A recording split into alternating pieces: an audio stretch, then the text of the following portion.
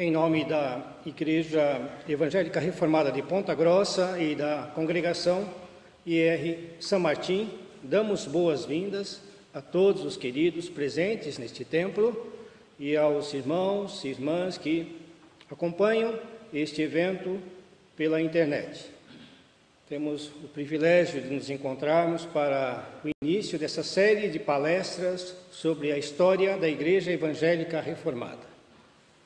E olhando para a Palavra de Deus, reconhecemos a grande importância que a revelação bíblica traz para a história.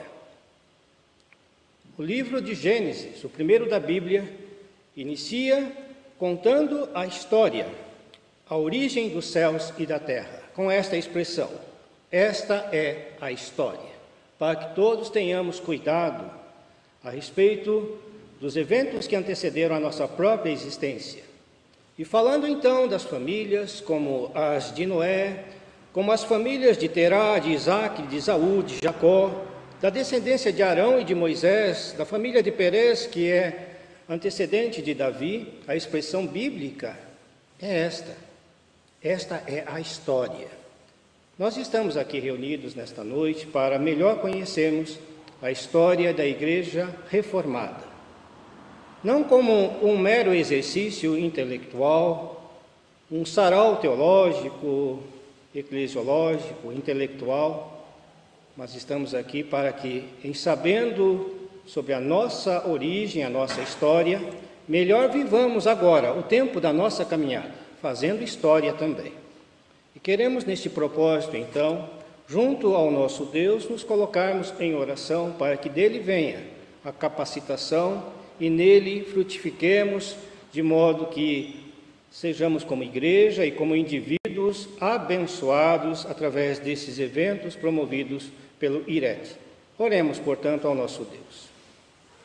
Graças te damos, Senhor, pelo privilégio que nos concedes de novamente nos reunirmos para conhecermos mais da doutrina da Igreja Reformada e também agora, especialmente nesta ocasião, conhecermos mais da história da Igreja Reformada.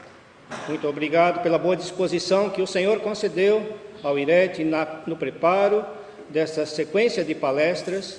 Obrigado a Deus por esta igreja que abre as portas para acolher este evento. Te damos graças também, Senhor Deus, pela vida do pastor Flávio, que se dispôs de todo o coração para estar aqui como servo do Senhor, ministrando aos nossos corações. Capacita-o, fortalece-o, usa-o, Senhor Deus, para a edificação da tua igreja, esta parcela reunida aqui e todos os demais que em seus lares se dispõem também a serem edificados em seu íntimo. Se conosco, ó Deus, porque desejamos e buscamos que tudo, ó Deus, se volte para a tua glória e assim a nossa vida seja o testemunho do teu poder e do teu amor e da tua graça em nosso viver. Em nome de Jesus. Amém, Senhor.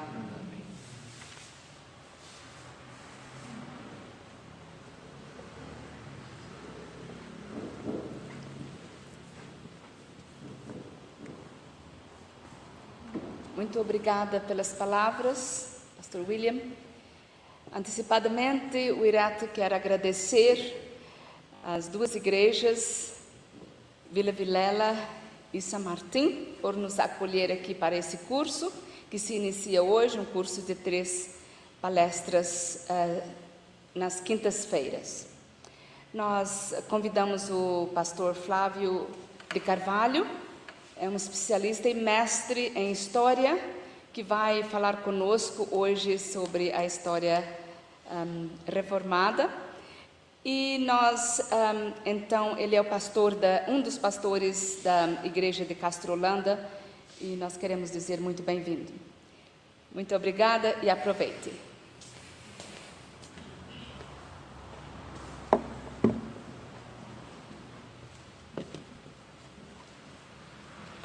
Graça e paz, minhas irmãs e meus irmãos, da parte de Deus e da parte do nosso Senhor e Salvador Jesus Cristo. Agradeço ao Irete pelo convite, agradeço à igreja que nos recebe. E, bom, a palestra hoje é sobre história da igreja. A gente vai voltar um pouquinho para o tempo da escola. A gente precisa precisamos um pouco voltar na memória e lembrar algumas coisas. Vou tentar ajudar a gente no máximo possível nesse aspecto. E, como o pastor disse, a gente não vai fazer só um exercício de contar a história da igreja, mas também ver o plano de Deus na história da igreja, ver o seu cuidado para com a nossa história e como a gente deve aprender com essa história. Então eu vou tentar fazer com que seja o mais dinâmico possível. Mas não se assustem, vão ter muitos nomes, datas, conceitos. A gente não precisa memorizar todos esses nomes, todos esses conceitos, todas essas datas. A gente precisa só ter uma visão, às vezes, panorâmica e tentar entender um pouco o que caracteriza a história da Igreja Reformada e que é o que a diferencia de outras tradições cristãs. Então, tentem pensar mais na visão geral. Eu vou falar os nomes, vou falar um pouco dos personagens, dos contextos, mas não se preocupe de memorizar tudo. Eu vou deixar no final a bibliografia para quem quiser aprofundar. A gente vai ver assim um pouco mais especificado, mas se contentem, se alegrem em poder lembrar pelo menos o contexto geral. Bom, a Reforma Protestante ela começa no início do que a gente chama história moderna. Lembrando assim, né, a gente tem a história antiga, a história antiga oriental, que é mais ou menos o nosso Antigo Testamento, a história antiga ocidental, com Roma, com a Grécia, com o Império Macedônico e depois com Roma. Quando começa o Novo Testamento, nós já temos Roma dominando, não ficamos sabendo na Bíblia do Império Grego, nem de Alexandre o Grande, mas foram muito importantes naqueles 400 anos entre o Antigo e o Novo Testamento. A igreja começa então, Cristo vem durante o Império Romano, a igreja começa durante o Império Romano, mas o Império, com o passar do tempo, o Império Romano sai de perseguidor para alguém que recebe a fé cristã como religião oficial do Império. Contudo, já no finalzinho, o Império é dividido entre Império Romano do Ocidente, com capital em Roma, e Império Romano do Oriente, com capital em Constantinopla. A Idade Antiga acaba com a queda de Roma, com a queda do Império Romano do Ocidente no século V, e aí começa então o que a gente conhece como Idade Média, que está lá o nome medievo fazendo referência a ela, que vai até o século XV, quando o Império Romano do Ocidente, do Oriente, Bizâncio, cai para o Império Turco Otomano. E aí começa então no século XV a chamada Idade Moderna. Em 1517, então, nós temos o início da Reforma Protestante, foi comemorado um dia desses, no dia 31 de outubro de 1517, Martinho Lutero prega as suas 95 teses na Catedral de Wittenberg, contra as indulgências principalmente. E aí começa o que a gente costuma usar como data para começar a Reforma Protestante. Só que antes de chegar em Lutero, nós temos uma série de mudanças no final da Idade Média que eu quero pontuar um pouco sobre elas agora. Uma é que no início da Idade Média, o pensamento teológico filosófico que prepondera na igreja é a patrística, o período dos famosos ou chamados pais da igreja. O principal desses autores era ocidental, do norte da África, de fala latina, que era Agostinho, bispo de Hipona. E tem vários outros pais da igreja. Por muito tempo eles vão ser a referência. Agostinho, e aqui eu já quero deixar isso claro, Agostinho foi um homem que sofreu muita influência do neoplatonismo, sofreu muita influência, que já era uma versão mais religiosa do platonismo, original de Platão. Sofreu influência do maniqueísmo, ele foi maniqueísta, melhor dizendo, durante muito tempo da sua vida, só já adulto que ele se converte ao cristianismo, e isso, de certa forma, influenciou o pensamento de Agostinho de Hipona. Em que isso influenciou? Em alguma medida, Agostinho fazia uma separação entre o mundo físico como sendo algo ruim, tudo que é ligado à matéria é ruim. Isso sofreu influência do maniqueísmo, isso sofreu influência do pensamento neoplatônico, sofreu influência do pensamento estoico. Uma série de filosofias do mundo greco-romano influenciaram a teologia desse período e fizeram com que houvesse uma certa depreciação de tudo que fosse físico, valorizando muito aquilo que não é físico, que é eterno ou que é espiritual. Como consequência disso, além de outros fatores, surge, por exemplo, o movimento monástico. Primeiro o movimento eremita, depois o movimento monástico. E aí a igreja passa a entender que tudo que é ligado à matéria é ruim. A sexualidade é ruim. Então, o celibato é melhor do que o casamento. Comer não é bom.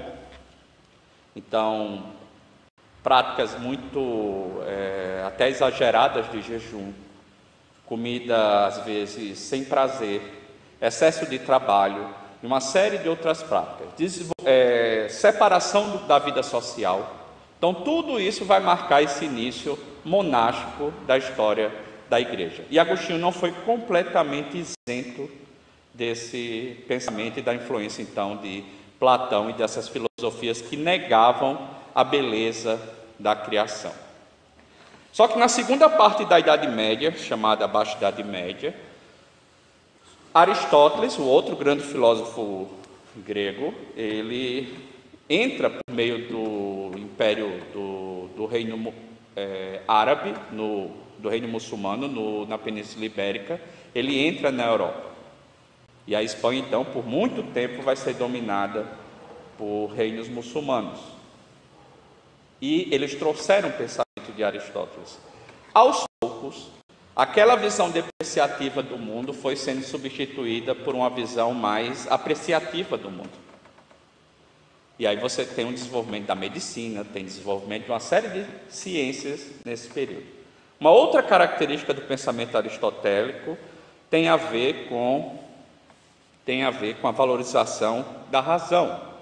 A ideia de que por meio da razão nós somos capazes de entender tudo, inclusive Deus. Você vai ter durante esse período vários autores escrevendo argumentos lógicos, racionais, para provar que Deus existe. E eu disse a vocês que a teologia do início da igreja é a patrística. Nesse período, então, a teologia que se desenvolve é a escolástica, tendo como seu principal representante Tomás de Aquino, dominicano Tomás de Aquino, professor em Paris. Certo, pastor, o que é que isso implica para a gente? Implica uma série de coisas. Uma das características dessa vinda do pensamento aristotélico para o Ocidente é uma maior valorização desse mundo. Uma doutrina que vai trazer isso, curiosamente, Lutero, no período da Reforma, eu vou já chegar nele, quando escreve uma obra chamada do Cativeiro Babilônico da Igreja, obra que trata sobre os sacramentos, ele acusa a transubstanciação medieval de ser uma doutrina aristotélica. Por quê? Porque no mundo do início da patrística, em que a matéria não era bem vista, algumas pessoas tiveram dificuldade, inclusive, em acreditar que Jesus Cristo era Deus. Aliás, Jesus Cristo era homem, porque Deus não poderia se tornar homem porque a carne é má. Alguns vão negar, por exemplo, a ressurreição. Se Jesus se libertou dessa prisão, no pensamento platônico, que é o corpo, para que ele voltaria para ele?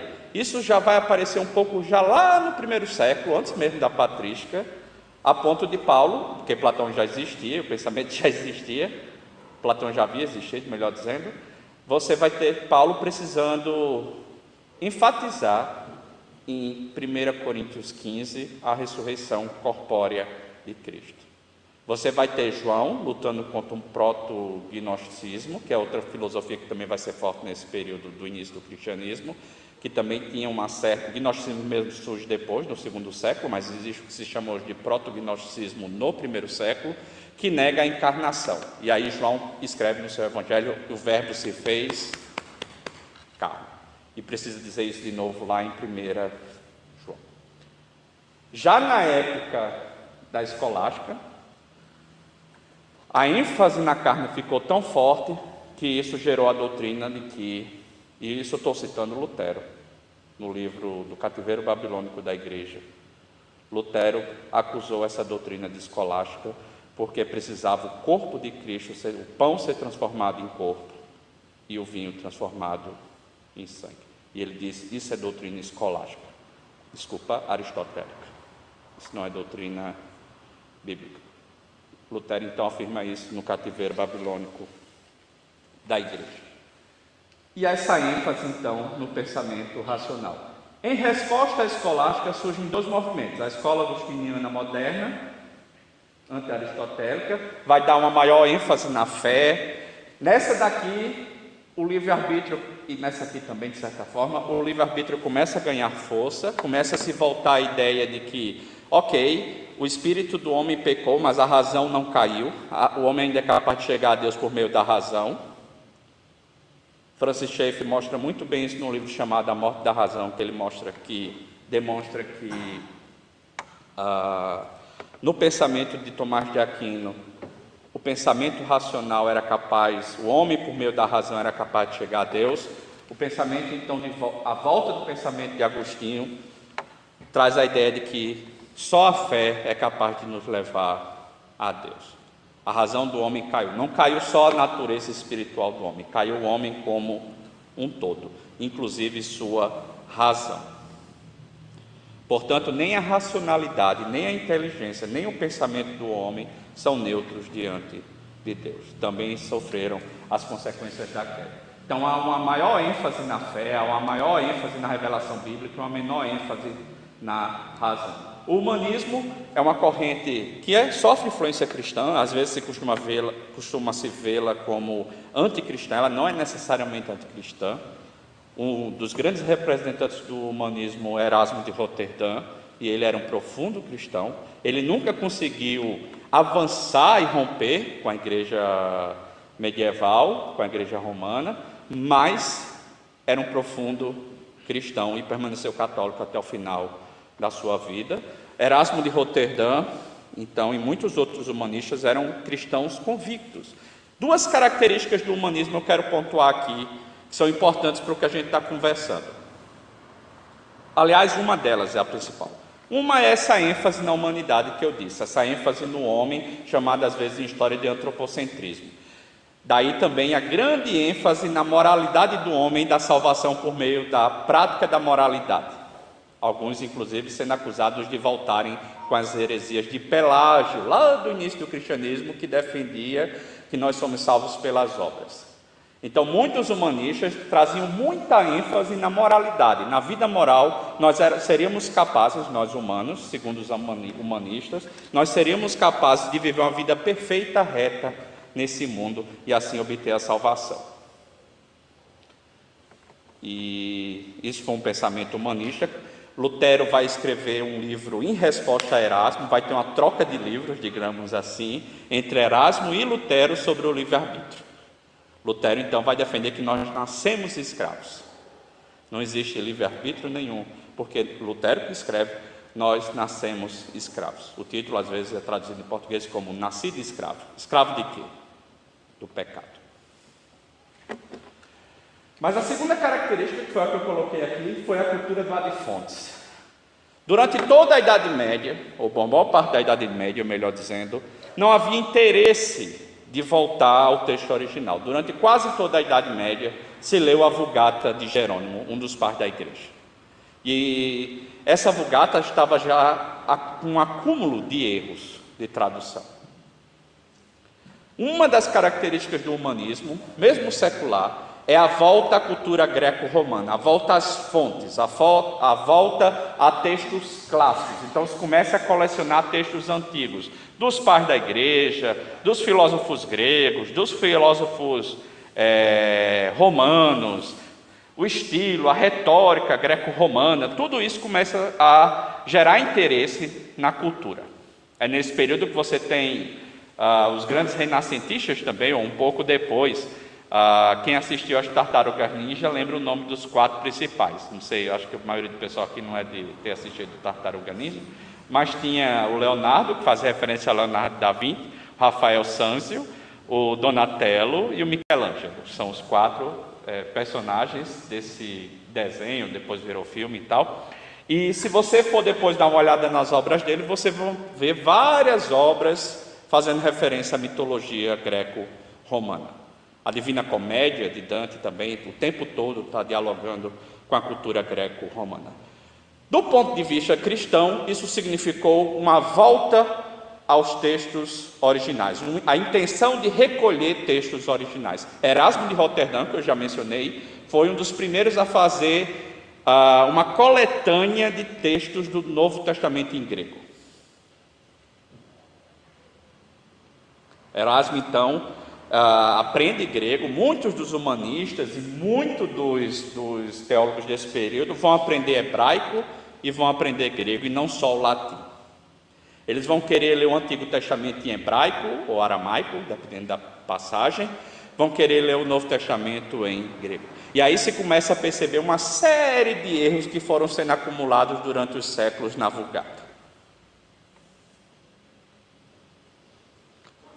Nós temos, esses erros são tão reconhecidos pela Igreja Romana que quando nós temos então a Contra-Reforma é feita uma revisão da Vulgata, a Vulgata Clementina. Então há uma volta ao texto bíblico. Isso significa não só voltar às línguas originais, como há uma preocupação de não ler o texto bíblico só por meio de comentários, mas ler diretamente o texto bíblico. Na Idade Média, durante a escolástica principalmente, a forma de fazer teologia era por meio das sentenças de Pedro Lombardo. O que é que significa essas sentenças? Era uma coletânea de frases da Bíblia e de pais da igreja, completamente fora de contexto, e o aluno tinha que tentar fazer com que sentenças ou frases ou citações que pareciam contraditórias entrassem em acordo. Qual era o contexto daquela frase no livro que estava sendo citado não fazia diferença. Se fazia teologia com frases e não com estudo aprofundado do livro bíblico todo ou da Bíblia como um todo. Então começa a ganhar nessa época valor estudar-se um livro bíblico de ponta a ponta. Não estudar as frases de forma isoladas, mas estudar as frases na língua original, no contexto da época, o que é que significava nessa época, quando Jesus diz assim, meu jugo é suave e leve. O que é que significava jugo naquele contexto? contra a interpretação do período medieval alegórica, que estava um pouco na patrística, na igreja de Alexandria, na parte oriental, na parte de Alexandria, mas que ganha força durante a Idade Média. Você não precisava entender o texto bíblico no seu sentido original. Aqui se começa com o humanismo, estudar isso. O humanismo foi tão forte, Lutero não sofreu muita influência do humanismo, sofreu mais influência da escola agostiniana, porque ele era um monge agostiniano. Contudo, Calvino sofreu em Paris muita influência do humanismo. A primeira obra de Calvino é um comentário sobre a obra de Sêneca, o filósofo romano, De Clementia, ou sobre a clemência. A primeira obra de Calvino, então, é sobre uma obra de um filósofo, não sobre a Bíblia. Calvino era e teve formação humanista, bem como a maioria a gente vai ver daqui a pouco, teólogos reformados tiveram uma importante formação humanística, conhecedores então dos textos bíblicos nas suas línguas originais. Lutero também, Lutero fez a tradução, né, para o alemão também. Mas essa parte do humanismo e de filosofia, Calvino e outros reformados tiveram mais formação, enquanto Lutero teve mais influência da nova escola agostiniana. A devoção moderna é um movimento que sofreu influência dos humanistas. Erasmo de Roterdã também faz parte desse movimento. O que é que era isso?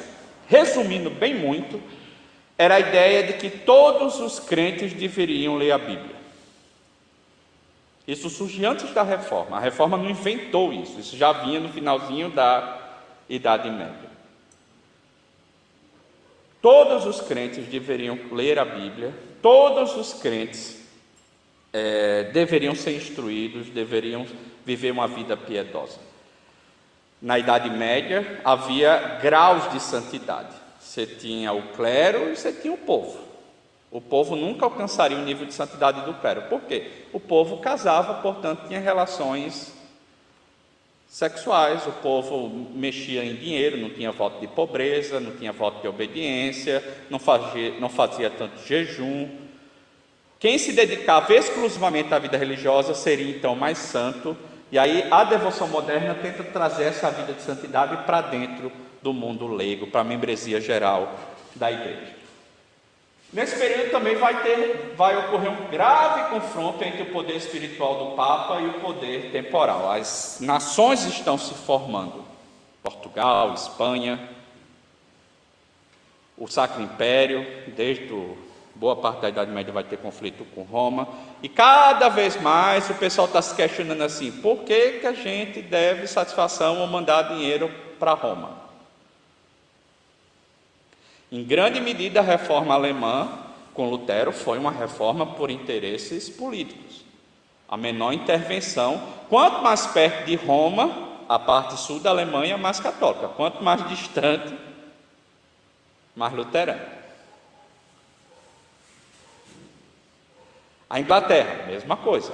Desde o início da Idade Média, a Inglaterra tentou ter um cristianismo não muito ligado a Roma. Já Portugal e Espanha, profundamente ligados, permaneceram católicos. A Itália também. A Suíça era um entreposto comercial muito importante e sempre tentou manter uma certa independência. E aí a reforma também entra pelos interesses da burguesia de manter o comércio. Por quê? Porque para a Igreja Católica a usura ou o lucro gerava muito problema. Compreensões teológicas traziam a ideia de que juros era pecado e tudo deveria ser feito com preço justo. Então a margem de lucro de um produto ficava bem reduzida. O pensamento protestante então vai rever essas coisas e vai haver então na Suíça, por causa do seu desenvolvimento comercial e econômico, pressão para romper com Roma. Então esses são os contextos. Por que reforma? Reforma aqui eu gosto sempre de lembrar que não é reforma porque está querendo fazer algo novo. Na nossa cultura, reforma é criar às vezes um ambiente novo. Não é assim? Quando a gente vai reformar a casa, vai fazer um puxadinho. Não é isso reforma aqui. Reforma é voltar às origens. Daí aquilo que a gente viu aqui, ad fontes. Voltar ao texto bíblico original. Lê sem o texto no seu contexto bíblico para trazê-lo para... Isso é conhecido na história da interpretação bíblica como um método histórico gramatical. Você entende o texto bíblico no seu contexto histórico, na gramática, e tenta aplicar para a vida da igreja hoje. Então, há uma volta às origens. Por que protestantes? Nós temos, no início da Reforma, 1517, o Sacro Império vai ficar, então, uma confusão. Porque tem uma parte da galera que não quer a intervenção de Roma, tem uma parte que quer. Quem mandava lá? O imperador. Você tinha várias cidades independentes e vários principados. Alguns deles, inclusive, elegiam um imperador. O imperador, Carlos V, era Carlos II da Espanha. Carlos I, eu acho, da Espanha. Porque ele era Carlos V no Império, mas ele era Carlos I ou segundo na Espanha, como rei de Espanha. Carlos V precisava dos exércitos dos príncipes. Por quê? Deixa eu voltar aqui, vou mostrar bem rapidinho. Olha quem tinha chegado na Europa. O Império Turco Otomano. Aqui é onde estavam aquelas igrejas do Apocalipse, mais ou menos aqui. Isso aqui seria a província romana da Ásia Menor. Seria mais ou menos aqui. Aí se descer aqui, está Israel, bem aqui assim, do Mediterrâneo, né? Desenhando aqui no resto do mapa. Eles tinham conseguido conquistar Constantinopla, que ficava desse lado aqui, e então estavam avançando. Nos anos 20, eles chegaram a cercar Viena, que está por aqui. Está por aqui. Eles chegaram a cercar Viena. Então o imperador, nesse território aqui que ele administrava, nesse território aqui mais ou menos que ele administrava, ele precisava do apoio dos príncipes. Então ele também, o Papa fazendo pressão para que ele matasse Lutero e todo mundo, e ele precisava dos príncipes. Então, inicialmente, ele cede ao Papa, voltando aqui, inicialmente ele cede ao Papa, condena Lutero e os luteranos. Só que depois, na Dieta de Spira, de 26, ele dá uma liberada. Não, cada um vive a fé no seu reino, aqui no seu território, no seu principado, do jeito que quiser. Depois, em 29, ele desfaz essa liberação da fé luterana, e então os príncipes luteranos escrevem um documento de protesto. Daí eles recebem esse nome protestante. De certa forma, o nome protestante vem do direito de liberdade religiosa. O imperador não pode dizer que fé nós vamos ter aqui no nosso território. Certo? Lutero, então, aqui, não vou me deter muito, mas é o início da Reforma Protestante. Se eu fosse resumir para vocês o que foi a doutrina principal de Lutero, é a justificação pela fé, e não por obras. Quando Lutero escreve suas 95 teses, Lutero escreve basicamente contra as indulgências. Abriu aqui? Ok. Minha esposa está... Quando Lutero escreve em 1517 as suas 95 teses, elas são basicamente sobre as indulgências. Eu não vou me deter muito, tem muita coisa para contar sobre isso, mas assim, se a gente for resumir, Lutero ele fazia isso em 31 de outubro de 1517. De 1514 até esse período, ele ensinou Gálatas e Romanos na Universidade de Wittenberg. E comentando Romanos, Lutero diz: quando eu li que o justo viverá pela fé, as portas do céu se abriram para mim. Lutero era um homem que tentou todo tipo de prática religiosa medieval para se salvar por meio de obras e viu que não tinha como. Então, Lutero era um homem extremamente angustiado quanto à sua própria salvação, porque ele olhava para a sua salvação, para a sua vida, e via que não conseguia parar de pecar, e ele viveu então extremamente angustiado por isso. Lutero então, e todos os seus mentores espirituais receitaram tudo o que podia se oferecer na época, até peregrinação para Roma ele foi, comprou indulgência, e nada daquilo trouxe paz ao coração de Lutero. E Lutero então, quando entendeu que é salvo pela graça mediante a fé, ele diz: as portas do céu se abriram para mim. Esse é o cerne. A justificação, a salvação pela graça mediante a fé. A justificação por meio da fé. O que é justificação? É outro conceito importante que vai aparecer em Lutero e Calvino. Deus olha para o pastor Flávio, olha para o Flávio América e diz assim: eu vejo alguém justo, não porque Flávio não pecou, mas porque Flávio se arrependeu dos seus pecados e teve fé em Jesus Cristo. Então a justiça de Cristo é colocada sobre Flávio unicamente por meio da fé. O que são as indulgências? Grosso modo, é a venda dos tesouros da justiça de Cristo, para que o cristão que estivesse no purgatório pudesse sair. Ele não estaria no inferno. As indulgências não tirariam ninguém do inferno, mas tiraria do purgatório. Tanto é que a frase célebre, a propaganda, o slogan de Tetzel, o vendedor de indulgências, era: cada moedinha que cai no fundo do baú é uma alma que sai voando do purgatório. E aí, Lutero cita essa frase, inclusive, nas suas 95 teses. Outro movimento que vai surgir, então, na Suíça são os anabatistas.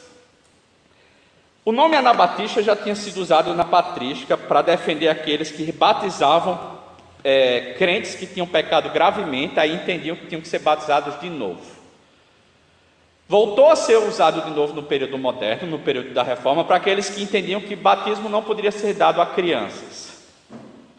Consequentemente, as crianças não poderiam ser batizadas. Quando o adulto se convertia, ele era então batizado.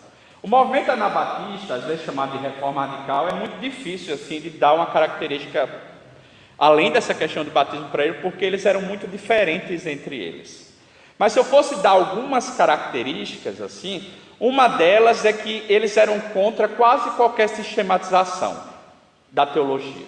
O Espírito Santo revelava meio de forma... Cada um se reunia, o grupo se reunia e o Espírito Santo revelava ali. Não tinha uma teologia assim, muito sistematizada.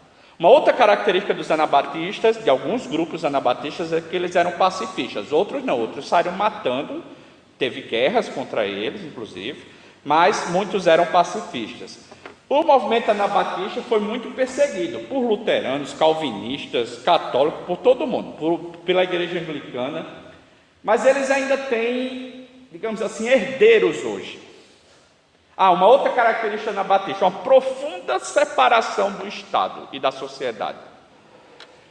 Quem são os herdeiros dos anabatistas hoje? Nós temos uns aqui bem pertinho, em Vitmassum, os menonitas. Eles são de origem anabatista. Então, os anabatistas foram para a Holanda, depois foram para a Rússia, e da Rússia vieram para a América do Sul, Estados Unidos, Austrália, os menonitas. Outros aparecem nos Estados Unidos naqueles programas do Discovery, os Amish. Também é um grupo de origem anabatista. Henrique VIII, então, querendo se separar, não teve filho lá da princesa espanhola, vai casar com Ana Bolena, faz a reforma. Os anglicanos não gostam muito de reconhecer isso, mas foi isso que aconteceu. E começa então a reforma na Inglaterra. Mas tinha muita gente piedosa que trabalhou junto com Henrique VIII. Esses são os principais movimentos, então, que surgem além do movimento reformado: luteranos, anabatistas e anglicanos, Igreja da Inglaterra, ok?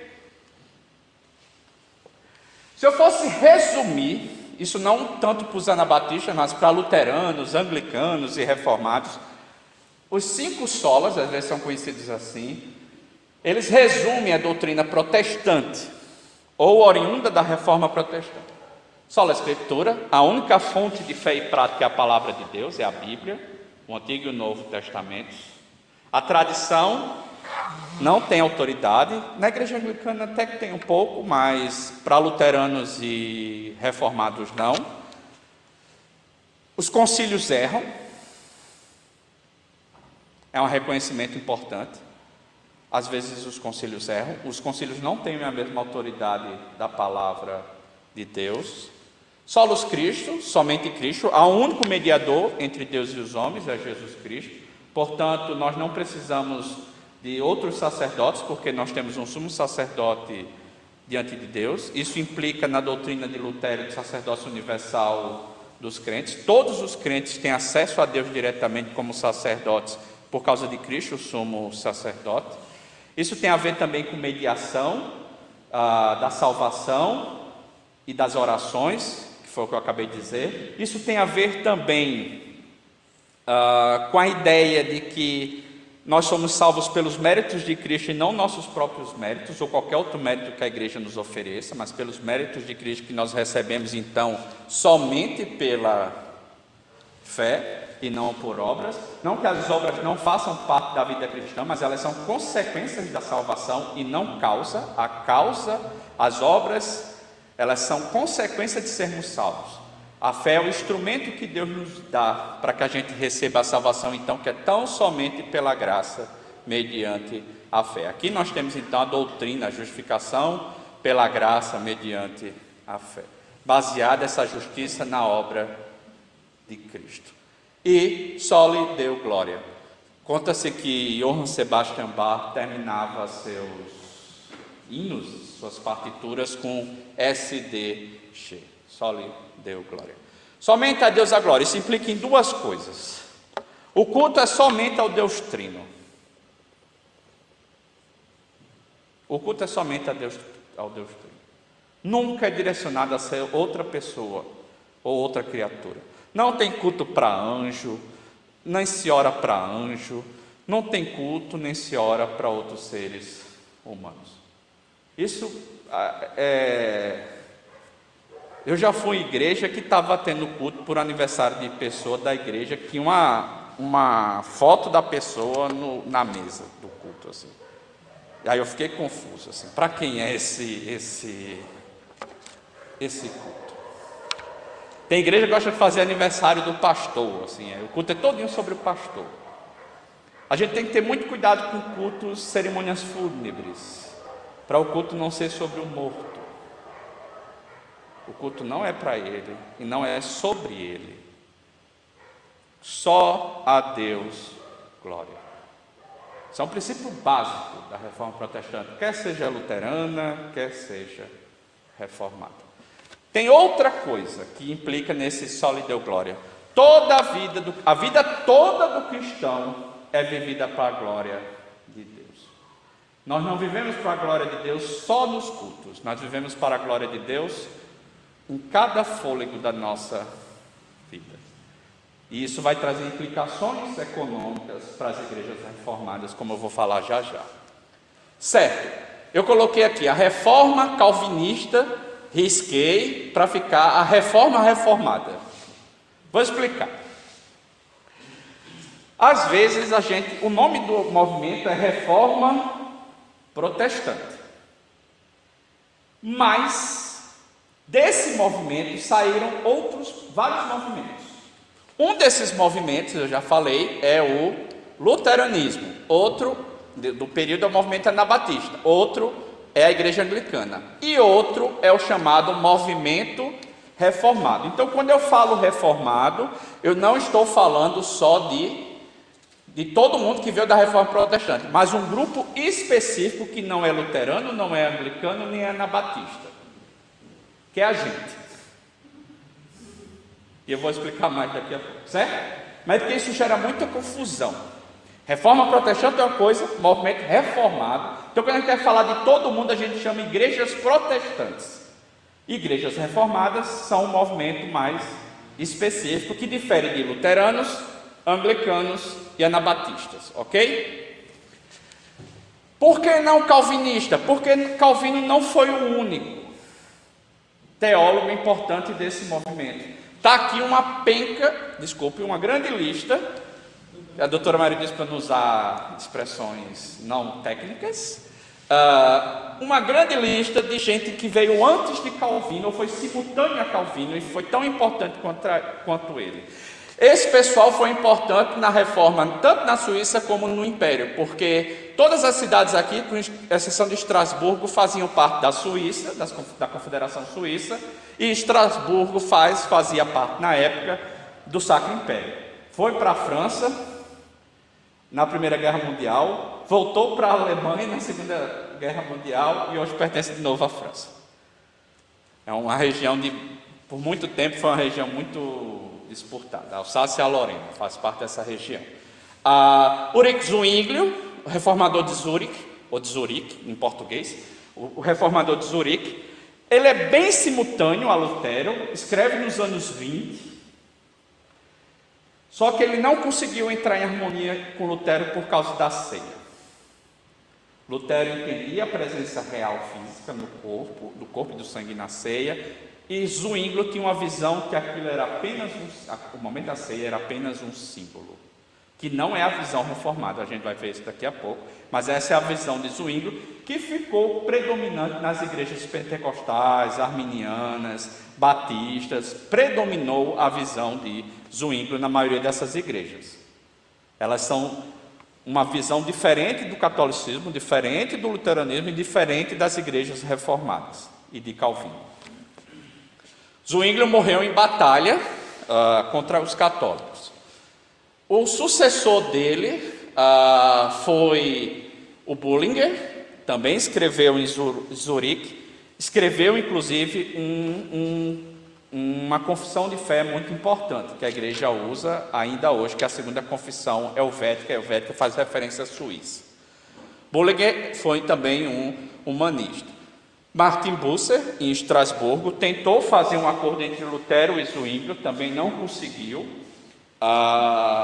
Foi o reformador de Estrasburgo. Influenciou muito Calvino. Calvino, por um tempo que foi expulso de Genebra, esteve em Estrasburgo com Martin Bucer, e Martin Bucer influenciou muito Calvino na visão da ceia e na liturgia. Muito da nossa liturgia reformada hoje é semelhante à liturgia que Calvino desenvolveu enquanto esteve em Estrasburgo com Martin Bucer, que começa com o Salmo, acho que é o Salmo 142, o nosso socorro está no nome do Senhor, Criador do céu e da terra, acho que é Salmo 142, 8. E aí volta, alento, oração de confissão, oração de iluminação, todos os processos que nós temos na nossa liturgia reformada são muito semelhantes à liturgia que João Calvino desenvolveu durante seu período em Estrasburgo, quando ele foi expulso de Genebra e antes de voltar a Genebra. Então, há muito da nossa teologia está ligada ao período que Calvino esteve com Martin Bucer. João Scolampadio, um dos nomes que eu acho mais bonitos dos que tem aqui. Sugiro o nome, alguém tiver um neto, um filho, é um nome interessante. Scolampadio, Ecolampadio, melhor dizendo. Eco é casa, casa da lâmpada, ou casa da luz, ou luz da casa, alguma coisa assim. Foi um reformador em Basileia. Tem uma carta muito legal de Lutero para Ecolampadio. A carta, ele fala de Erasmo e reclama um pouco de Erasmo de Roterdã. Ele diz assim: o Erasmo foi muito importante para a gente voltar ao texto bíblico e tal, mas Erasmo não avançou. Lutero meio que diz assim: Erasmo não avançou na reforma, não quis avançar, não quis aprofundar-se na interpretação. Ele só trouxe o texto, mas não quis se aprofundar na teologia e na leitura da Bíblia. É uma carta que Lutero escreve, acho que em 22, para Ecolampadio. E diz assim, aí ele faz uma comparação: ele é igual a Moisés. Ele viu a terra prometida, mas não quis entrar. No caso de Moisés, não foi que não quis, né? Não foi. Depois você tem Berthold Haller e Franz Kolb em Berna. Eles também vão ser importantes porque eles escrevem assim o primeiro documento reformado, que são as 10 resoluções, ou as 10 conclusões, ou as 10 teses de Berna, bem no iniciozinho. Eu vou falar um pouco dela depois.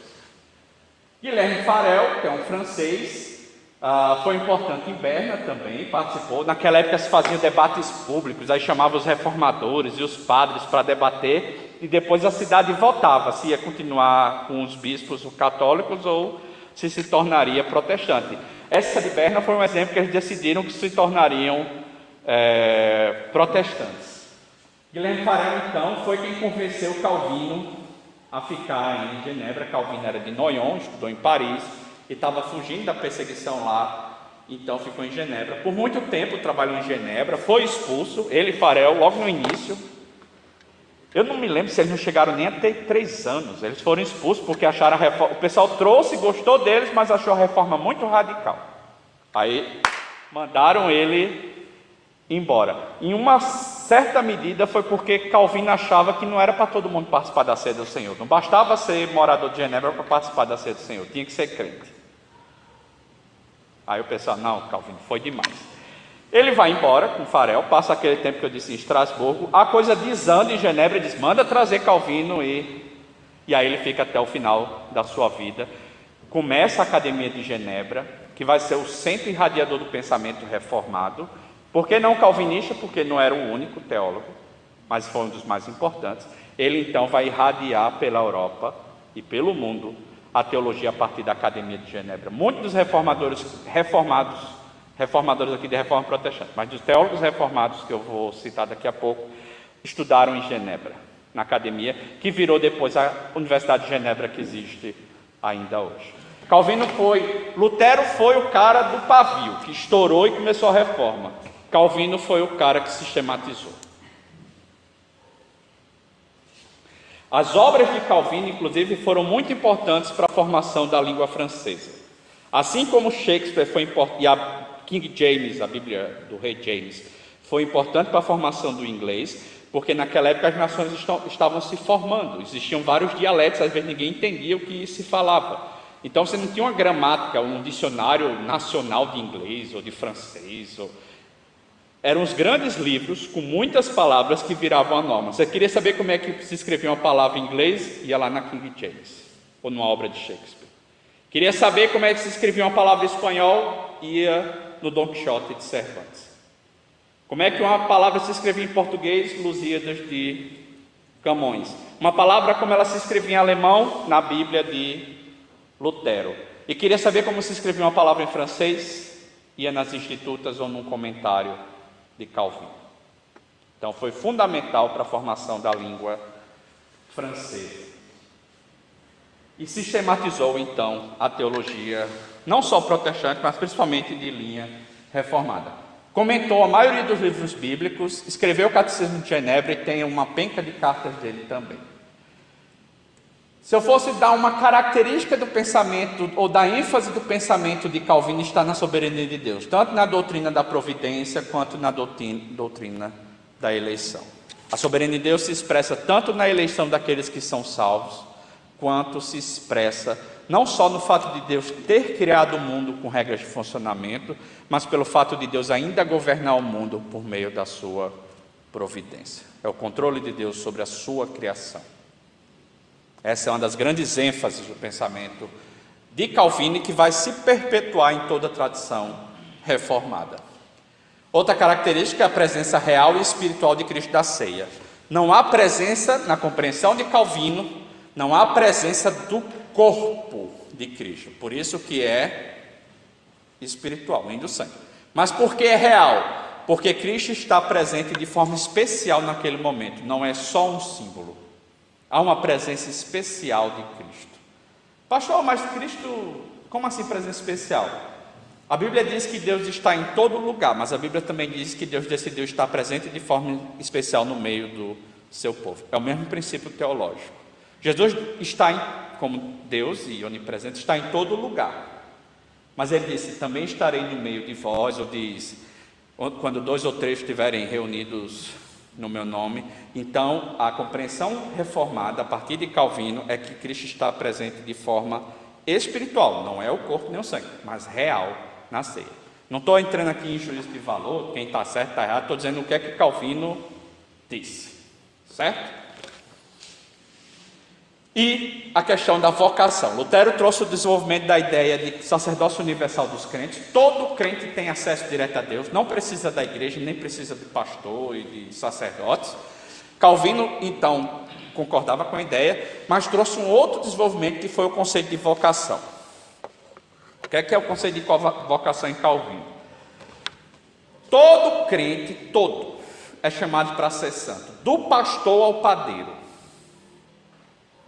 E todos são chamados por Deus para serem santos onde estiverem. O pastor não é mais santo do que, ou não deve ser mais santo do que o padeiro. O presbítero não deve ser mais santo do que o pedreiro. E assim, eu só estou usando P, né? Mas assim, entenderam, né? Não precisa ser com P. Todos são chamados para ser santos. Isso foi fundamental para o que Max Weber, um sociólogo do início do... Eu acho que não tem esse erro, acho que é só o X. Do início do século XX, chamou de ascese intramundana. Vou explicar bem rapidão isso aqui, porque isso é importante. Eu até escrevi um artigo para a revista Castro Holanda falando disso. Quem lembra da escola, ouviu o professor às vezes dizer, de história, dizer assim: Calvino é o pai do capitalismo porque ele dizia que é salvo quem é rico, isso é sinal que é salvo. Calvino nunca disse isso, para começo de história. Eu mesmo, como professor de história, ouvi isso como aluno e ouvi isso em outros contextos da área de história. Calvino nunca disse isso.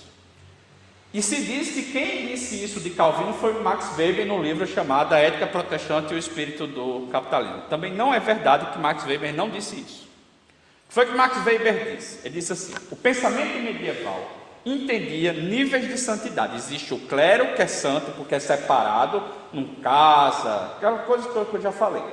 E o leigo que vai viver do jeito que dá para ser santo. Ele mexe em dinheiro, faz comércio, tudo isso macula a vida dele. O sexo, da família, essas coisas. Então ele não é lá essas coisas. Isso gerou uma ética do trabalho, ou uma ética da santidade, melhor dizendo, chamada extramundana. Ou seja, a santidade só pode ser vivida fora do mundo. Isso traz impacto no trabalhador que é católico, que é cristão, porque ele pensa assim: já que eu não consigo ser lá tão santo assim, ele começa a separar um pouco o sagrado do profano. Eu sou santo quando eu estou na missa, porque eu faço daquela porta da igreja para lá.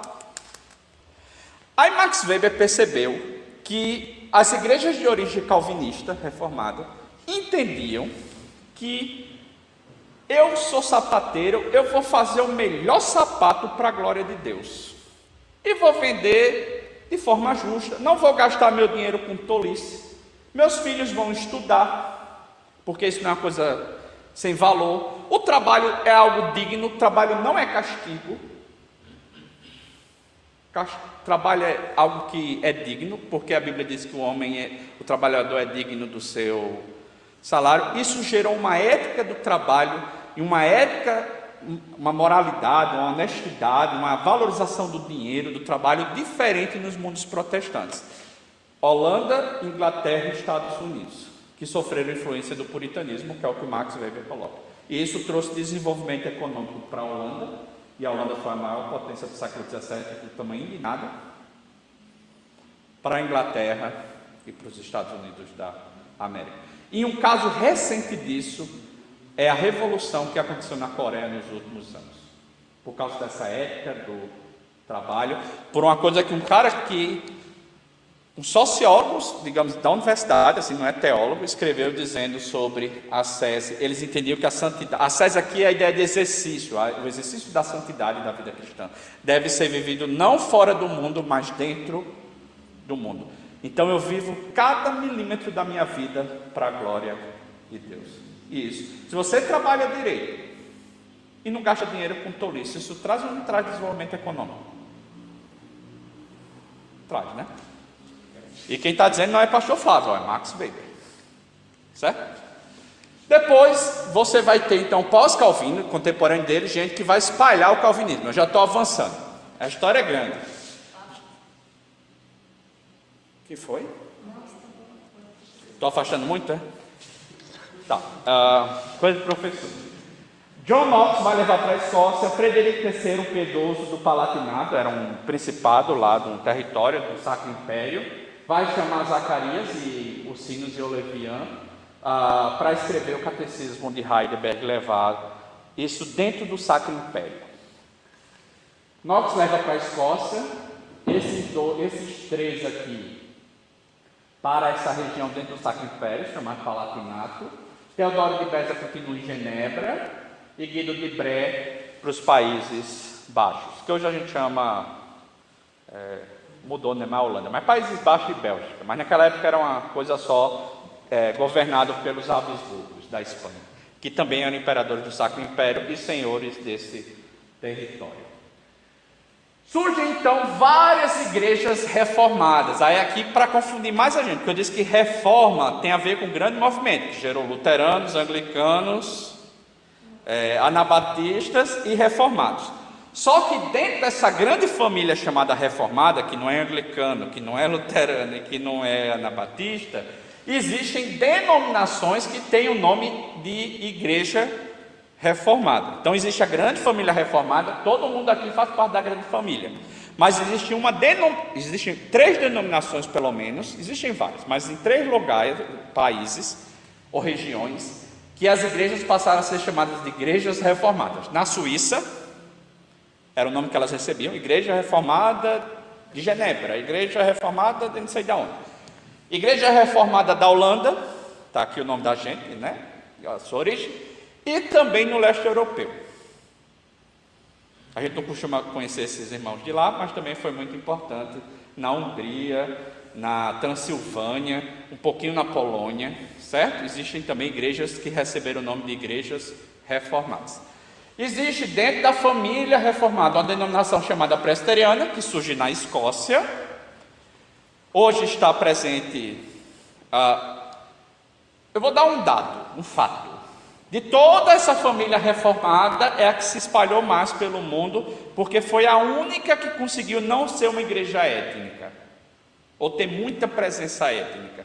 Ainda a igreja reformada é, mundo afora, uma igreja de origem holandesa, se ela é de origem holandesa. Se ela é de origem suíça, ainda é uma igreja bem suíça. Entenderam o que eu estou dizendo? A presbiteriana não é mais uma igreja de escoceses. Faz um bom tempo, principalmente quando foi... Na Escócia ainda é, mas nos Estados Unidos, Canadá, México, Coreia, em outros lugares, no Brasil... ela deixou de ser assim uma igreja de escoceses, ela passou a ser uma igreja geral. Assim. Quem concorda com a doutrina? A igreja Huguenote era o nome da igreja na França, às vezes chamada reformada, mas às vezes chamada Huguenote mesmo, era como os reformados, a grande família reformada era chamada na França, ainda existe lá, às vezes recebia o nome de igreja reformada também. É o movimento puritano. O movimento puritano não é uma igreja, é um movimento calvinista ou reformado que influenciou muito a Inglaterra e os Estados Unidos e influencia o mundo hoje. Eles influenciaram o anglicanismo. Dentro da igreja anglicana existe a chamada alta igreja, que é mais católica, chamada de anglo-católica, e tem uma igreja mais calvinista, chamada de forte influência puritana. Vou dar alguns nomes: John Stott, J.I. Packer,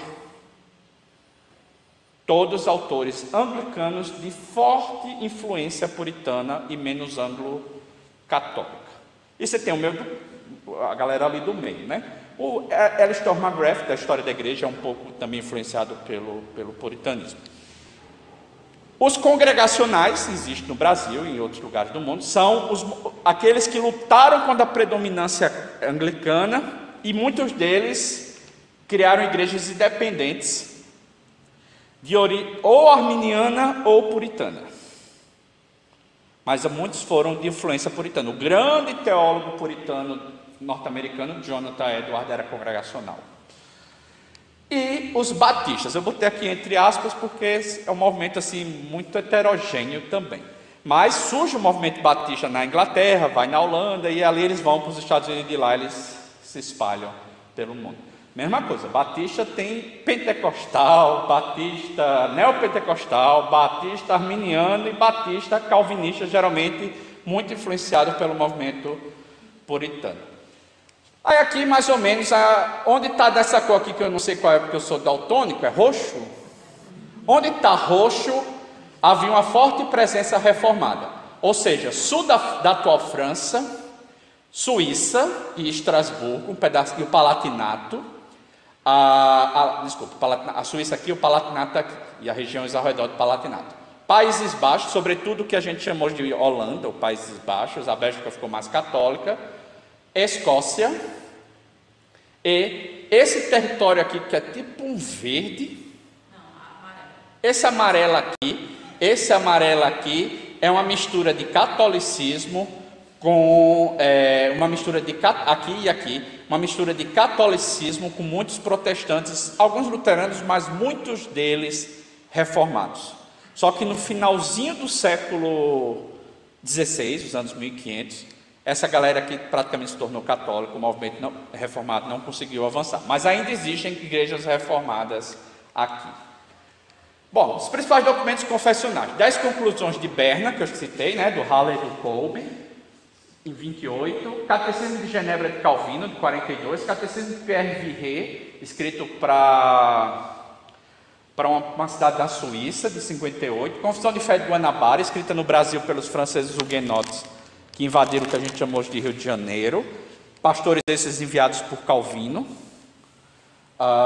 Confissão de Fé francesa, de 59, com forte influência, inclusive escrita do próprio João Calvino.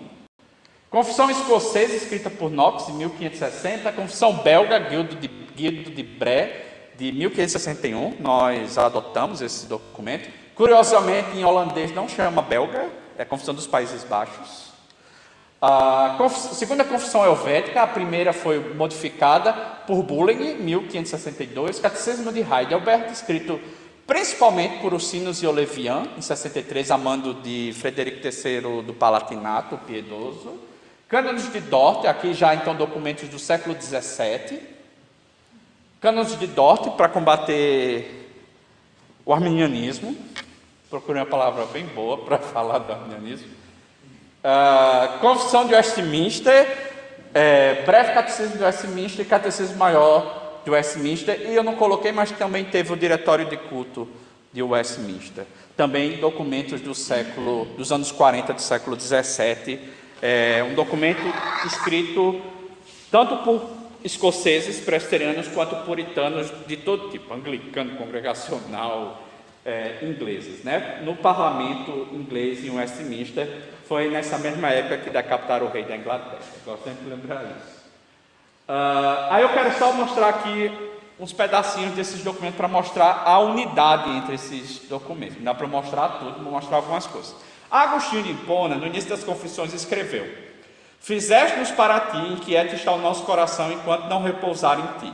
Ou seja, a gente só tem paz e alegria quando encontra Deus. Certo? Catecismo de Genebra, escrito por Calvino. É no estilo mestre e aluno, mestre e aluno. Mestre, qual é o fim principal da vida humana? Lembra essa frase aqui: conhecer Deus por quem os homens foram criados. Que razão você tem para dizer isso, aluno? Porque Ele nos criou e nos colocou nesse mundo para ser glorificado em nós. Lembra dessa frase aqui. E é fato certo que a nossa vida, da qual Ele mesmo é o começo, deve ser devotada à sua glória. Só lhe deu glória.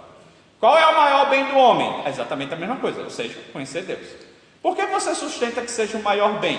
Porque sem isso a nossa condição é pior do que a dos animais irracionais. Até aqui, então, nós vemos claramente que nada pior pode acontecer ao homem do que não viver para Deus. Catecismo de Heidelberg. Primeira pergunta: qual é o seu único consolo na vida e na morte? Resumi aqui, cortei uns pedaços, mas vamos lá. Que não pertence a mim mesmo, mas pertence ao meu fiel Salvador Jesus Cristo. O que é que dá sentido à minha vida? Que eu pertenço a Deus. Aqui no caso, a ênfase está cristológica a Jesus Cristo. Breve catecismo de Westminster. Primeira pergunta: qual o fim principal do homem? O fim principal do homem é gozá-lo. Hoje se usa por cacofone, por confuso. Enfim, alegrar-se nele para sempre. Você evita esse termo, gera problemas na nossa alma. Desenvolvimentos teológicos reformados. Teologia da aliança. Isso é a base bíblica que nós temos teológica para o batismo das nossas crianças. Separação entre igreja e Estado, algo também muito importante. Já aparece às vezes em Calvino e nesses teólogos, mas vai ser desenvolvido ao longo desses quase 500 anos de teologia reformada. Sistema de governo presbiteriano, aqui entenda por presbíteros, não é a denominação escocesa, certo? É a forma de governo. Quem governa a igreja? O conselho. No nosso caso, presbíteros e diáconos, mas na maioria das igrejas, presbíteros, os anciãos. Federalismo e soberania popular. A teologia federalista dos estados modernos surgiu em grande medida dentro do pensamento reformado. Althusius, Johannes Althusius é o principal teórico, um alemão reformado, e que toda nação é feita a partir de um acordo, não foi só Rousseau que disse isso, entre o povo e o seu governante. Isso dá inclusive direito de rebelião, faz parte do pensamento. Eu disse a vocês que os puritanos decapitaram o rei. Monergismo, a salvação pertence somente ao Senhor. Ética do trabalho, já falei. Educação laica e mista.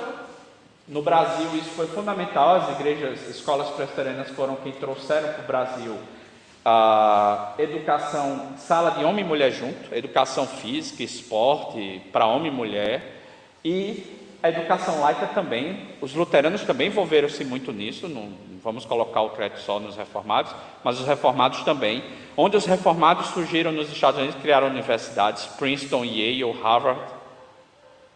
Há uma ênfase na educação, na ciência, no desenvolvimento, na tecnologia.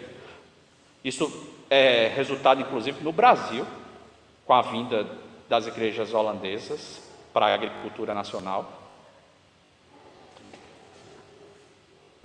Cosmovisão reformada, sobretudo a partir, começa com o presbiteriano escocês, mas depois se desenvolve principalmente com Abraham Kuyper. E toda a teologia de cosmovisão do século XX. Eu tinha separado uns fragmentos das confissões, que eu estou aqui com a confissão escocesa, um bocado de confissão reformada dessas que eu citei, mas meu tempo já avançou, não vou fazer. Fazendo assim, mostrando o papel das escrituras, como permeia todas, mas vai ficar para outra vez, tá bom? E o lema de Calvino, do selo de Calvino, pronto e sincero na obra do Senhor.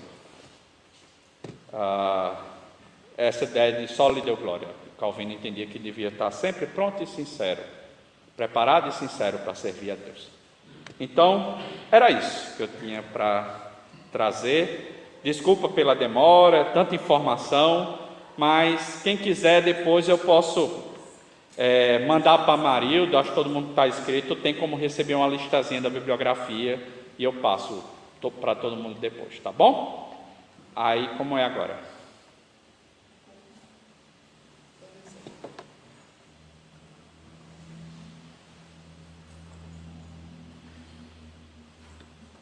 Prontidade sincera.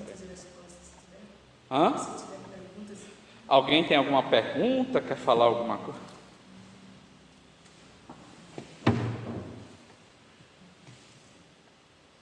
Deixa eu passar para vocês, estão aqui, já, o pessoal saiu já.